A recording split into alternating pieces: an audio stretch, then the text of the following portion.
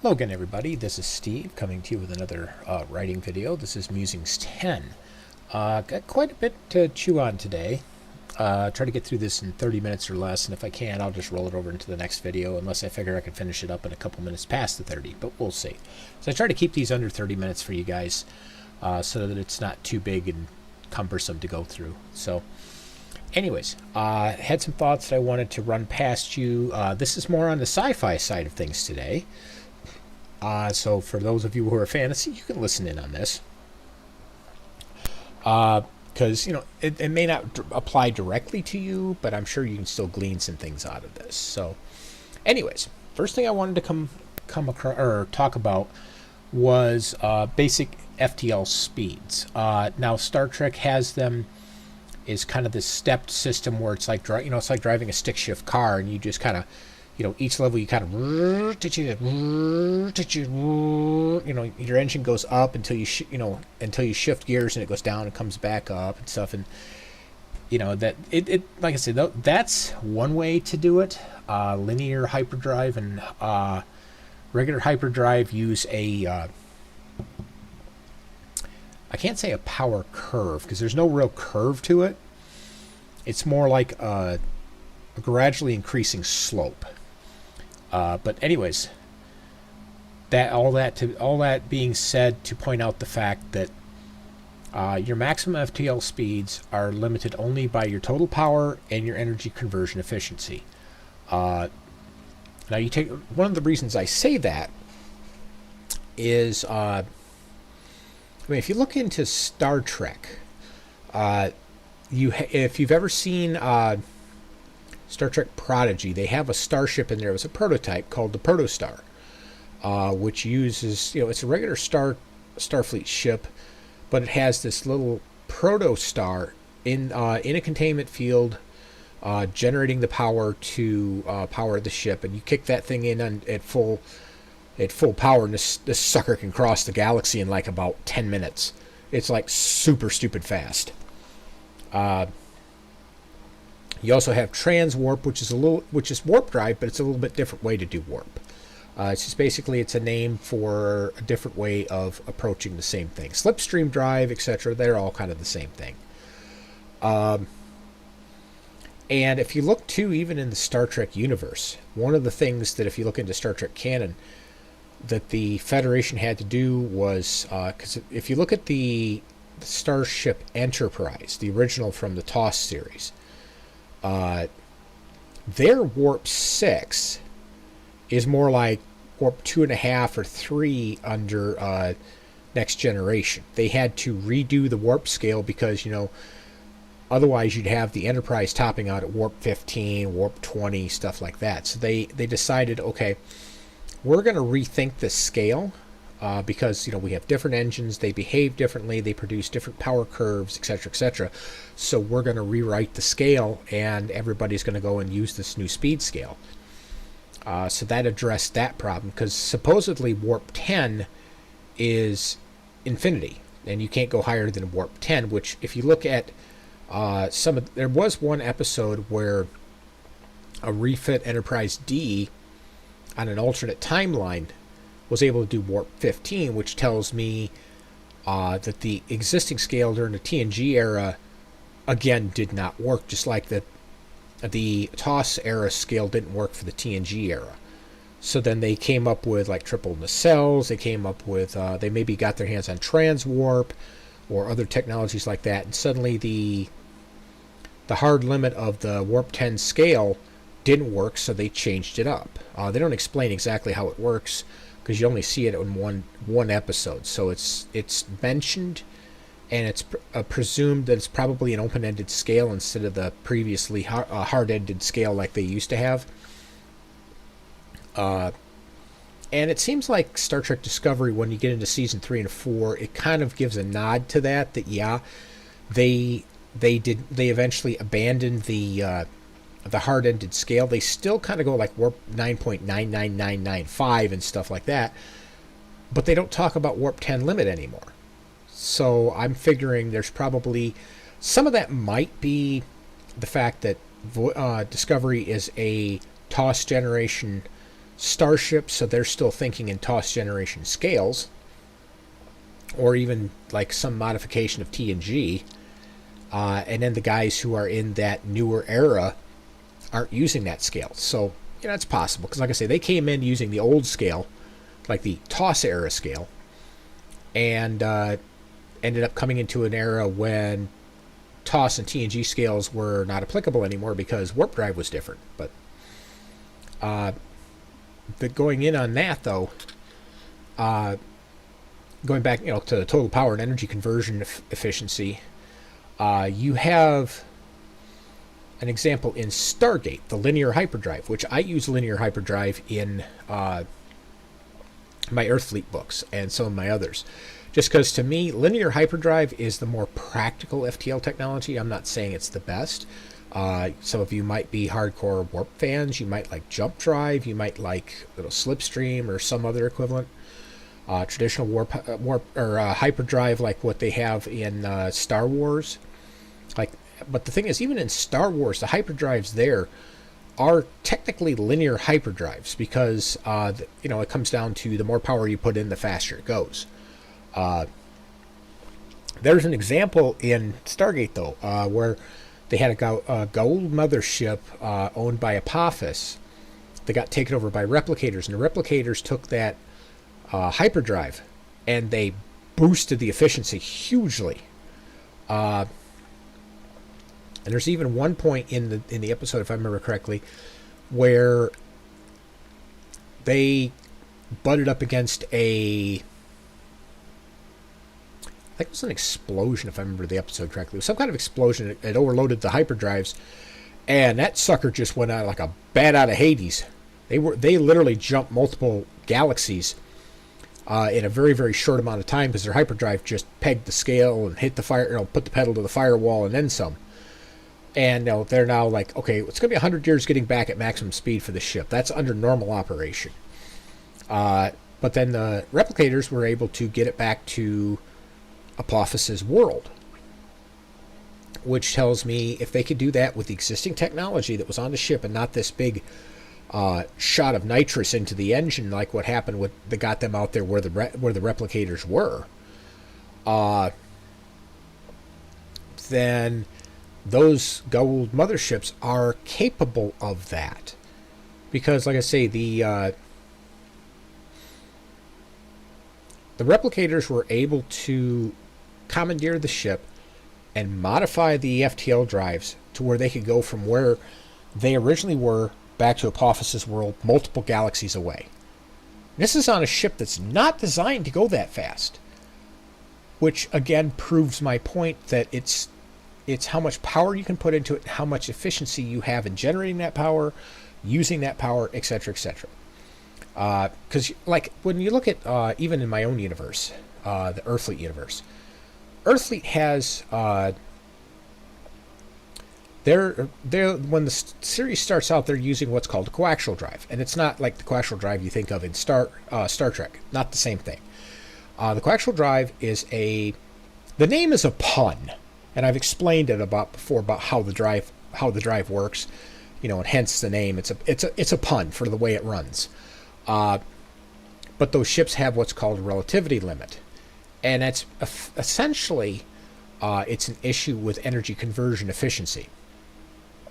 Because you can shove as much energy as you want to into the nacelles, but if the nacelles can't use it or process it correctly, and efficiency and get the most bang for the buck, all you're going to do eventually is just blow your ship up because you're going to exceed the retention pressure of your, or the working pressure of your nacelles, and your ship's just going to go, and it's gone. Just turn into a nice little brilliant explosion of microscopic particles. So, but then if you look later on, Earthfleet and the Society figure out how to solve that issue. They figure out the efficiency problems. They figure out the issues of powering the ship. At that point in time, relativity limit is not even a thing. It probably is, but I never explored whether it would be. But according to the canon, the way it is, it stops being a thing. Which it basically they took the existing hyperdrive, and they made huge improvements on it, And then you got something that, like in the original series, they were running at I think 60% of their maximum FTL, which is hilarious because the Gag Von ships were over there with the, with the pedal to the firewall just to keep up with the Earthfleet ships. you know, it's kind of like the old joke about the F-16 and the P-51, where the F-16 is basically at almost stall speed, but the P-51's over there just trying to keep up with it. So it's kind of the same idea.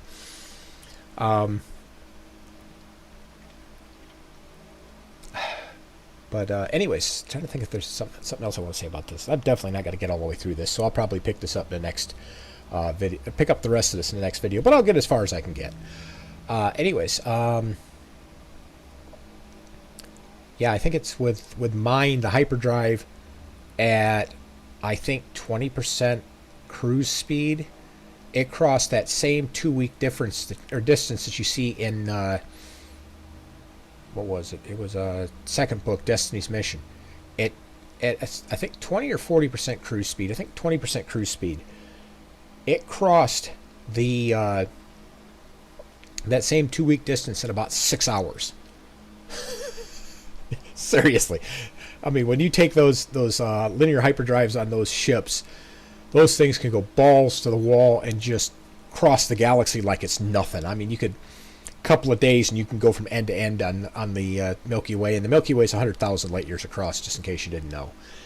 But anyways, I wanted to cover that because that's something to think about when you're doing your books. And the things I'm talking about, you don't have to follow. You can do your own thing, and I encourage you to do your own thing.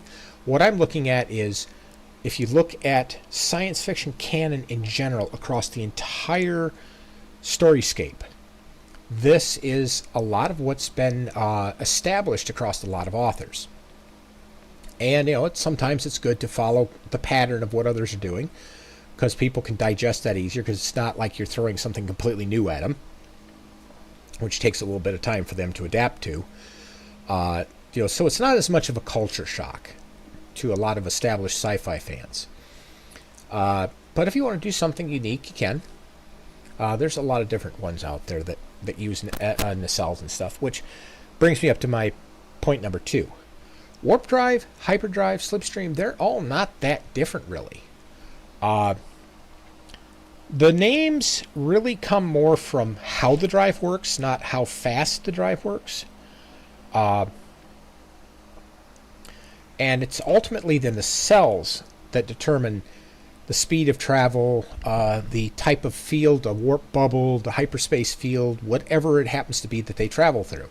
Because if you look at like Babylon 5, those drives were interesting because they would open, well, even the Stargate star drives, their FTL hyperdrives, those open a portal into subspace. And think of it, when you're thinking of an FTL ship, think of it like a submarine. In order to get into the lower levels of space, which each level below normal space is smaller, it's shorter. It's so basically think of it this way: when you submerge to get from point A to point B. If you go down to like the first level, instead of 1 light year between the 2 points, it might be half a light year. You go down to the next level, it's only a quarter light year because the items are closer together. The distances between them are not that great. So you're still technically traveling at FTL or at sublight speeds, but you're traveling in a space that is smaller, it's shorter, it's quicker to traverse. So, and warp drive, just as an example, even in the Star Trek universe, of the fact that it's not the warp core, it's not the matter antimatter or anything like that actually is necessary for warp drive. Take a look at Zephyr Cochrane's initial warp ship. That warp ship was not powered by a matter-antimatter core. The matter-antimatter reactors came later. Zephyr Cochrane's ship, his original prototype ship, was powered by a fusion reactor.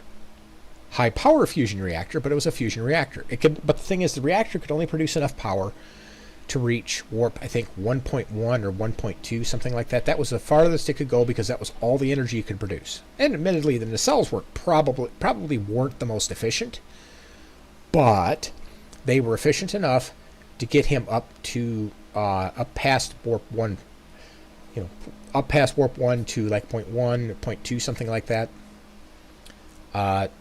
So basically, when you look at a ship that has a warp drive, you have the warp nacelles, which are just basic FTL nacelles. They call them warp nacelles because their whole system's called warp drive, so they call them warp nacelles.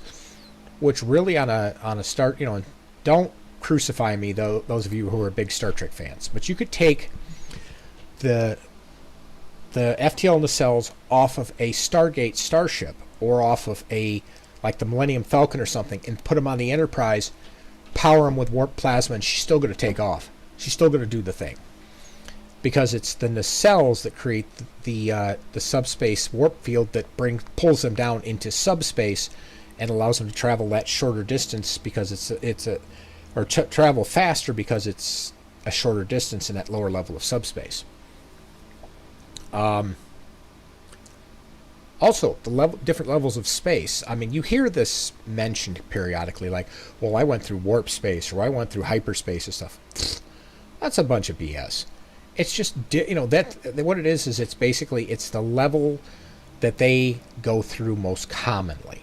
Because I can have a warp-powered vessel and a hyperdrive-powered vessel and go through the same level of space, and there's no difference. It's what that level is of subspace. And the deeper you go, the faster you can go, because the distances are shorter. Going back to Babylon 5 with them and because they use a similar idea to Stargate. With them, they open the gateway into hyperspace, and as long as the generator continues running, they stay in that section of space. When the generator quits or it's shut off, a portal opens and they pop out into normal space. But if you ever watched Babylon 5, once they jump into hyperspace, they're only traveling at sublight speeds because they're down in a level of space that is shorter. As I've said before, and I'll say it again, it's a shorter section of space. You can travel 10 feet, but only do it with the amount of speed needed to go, or speed or energy or whatever, to go 2 feet, if you get my drift. Anyways,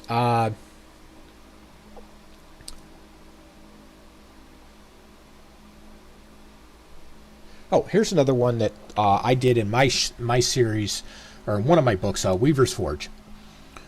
That something you'll want to look at too is, even though they both end up on the same level and they're both traveling through the same bit of subspace, different fields have different frequencies. They have different natures. They have different characteristics, and that's actually something that you see even in Star Trek, Star Wars, Stargate, Babylon 5, different ones like that. They have a different nature to them.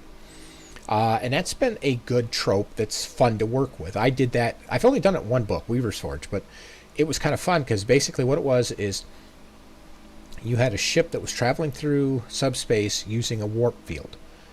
Well, the Sergenius was able to, as long as it didn't put up its own field, was able to ride along with that ship by getting inside of its warp bubble and riding it like a flea on a dog, basically. Problem is, when it slipped out into subspace without its own field, that's when things got interesting. Because now you're trying to ride subspace without the necessary field, which both protects you and gives you control of your travel through there.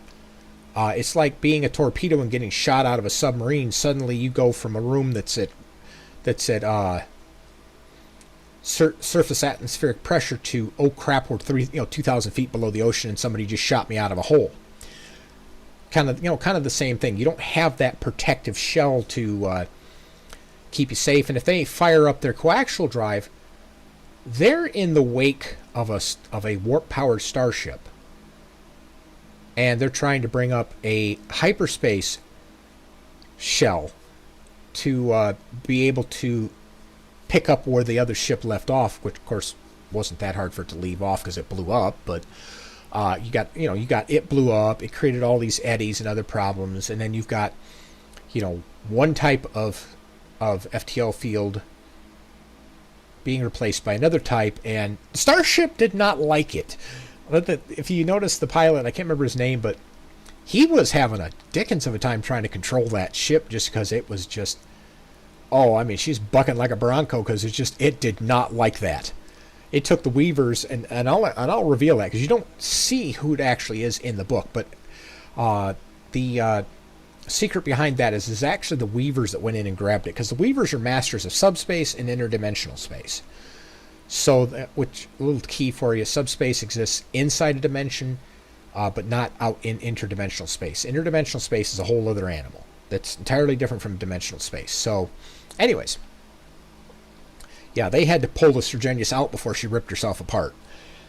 Which actually, technically, subspace would have ripped her apart, but if she could have survived long enough, subspace would have shoved her back to the surface. It's like blowing the tanks on a submarine. Without that FTL bubble, that ship's just going to go right to the surface. Like letting go of a pop bottle full of air when you're down 30, 40 feet. What's the first thing it's going to do? It's going to shoot to the surface. Well, it would have been kind of the same idea, but she would have had a hard ride all the way to the top. And the Weavers saw this and just went in and just grabbed it and pulled it out. So, anyhow, as far as this goes, the things I'm giving you, they're not hard and fast rules. They are a general canon that's been developed by a lot of different authors and applied in a lot of different ways. Be original with your ideas, but don't be afraid to go and lean on some of the greats, some of the the greats of the writing world, some of the people who've done this before, people who've written the books, they've created the movies, they've created the TV shows and stuff like that.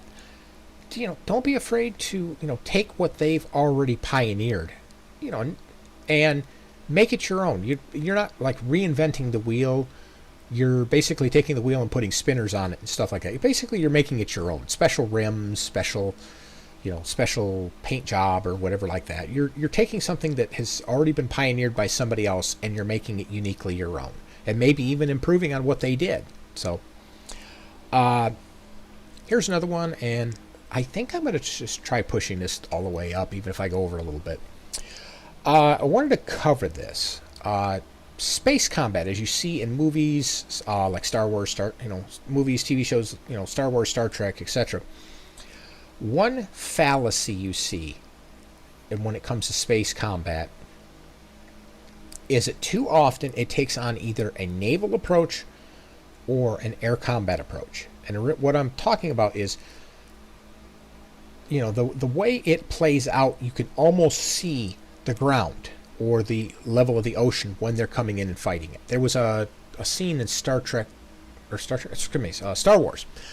was a scene in Star Wars Rebels where they had 3 capital ships protecting this planet. They were sitting over top of this one area, and the rebels had to go through it. And they approached on the same level, they directly nose to nose, straight at them. It was almost, if you would put dirt under them, and those capital ships were tanks, or you put water on them, and those capital ships were, ocean-going destroyers or something, wouldn't have been much different. The thing is, though, is with space combat, it's 3-dimensional. The reason I think that most of these writers keep to that 2-dimensional aspect is, one, suspension of disbelief. And 2, you don't want to get too... how do I say this? You don't want to get too outside of what people would understand. People understand 2-dimensional living. We do this every single day. When I say 2-dimensional living, is you're walking around or you're driving around, you're sailing in a ship, etc. like that. It's even flying to a degree is 2-dimensional travel. It's not perfect 2-dimensional travel like if you were in a car. Because you still have 3 dimensions you can work in, but in general, you're staying parallel with the ground. Because if you're not, you're either climbing up, or you're going down, or possibly even crashing. So, But most people understand the two-dimensional plane, even in space warfare, space combat, stuff like that. In real space combat or real space encounters, like one of the things you see a lot with Star Trek, is when a ship comes up to you, they roll up, and they're perfectly level with you. They're on the same level, they're on the same angle, everything. Don't work that way.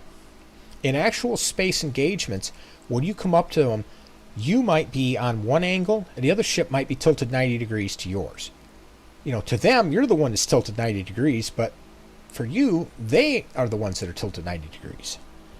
Also, if you see a lot of this combat, they keep the engagements in a very narrow window. It's like they're looking at,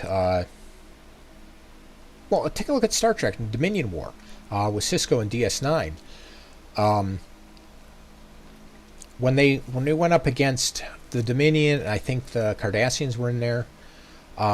It was this group of Star Trek ships and this group of the other guys, the Dominion and the Cardassians and all of them.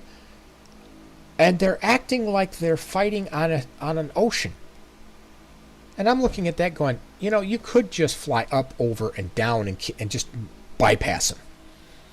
Because you don't have anything above or below you, unless there's a planet, that would interfere with you going around them.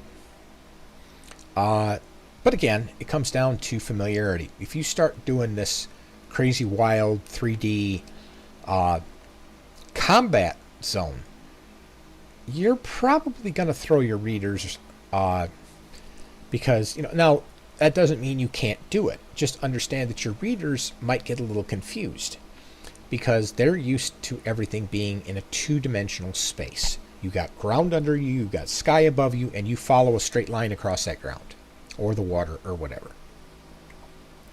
But in actual combat, and this is something I've done with my Earthfleet series, is like I would come up on a starship, and they're not, they might be flying in straight at the starship, but then all of a sudden you see them pop up, and they're still flying forward, but the nose aims down at the ship, and as they're flying over the ship, all the guns and the nose and everything are aimed at the ship, and it just kind of goes, flies over it.